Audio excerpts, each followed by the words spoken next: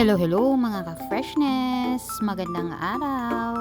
Yes, mga ka-freshness, unang kaartehan nga ito ngayong taong 2025. Of course, mawawala pa ba yan mga ka-freshness? Siyempre, kailangan nating mag-ayos at magpaganda ngayong taong 2025 mga ka-freshness. O, isali mo na pagandahin ang ugali mo ha, huwag mong kalimutan.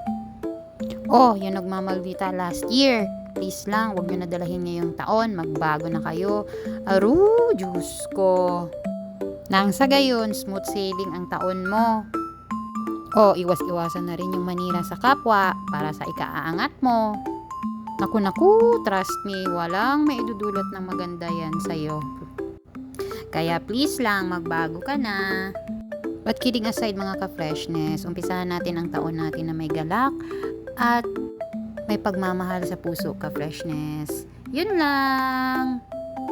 Muli, magandang umaga mga ka-freshness. Ingat! Paalam!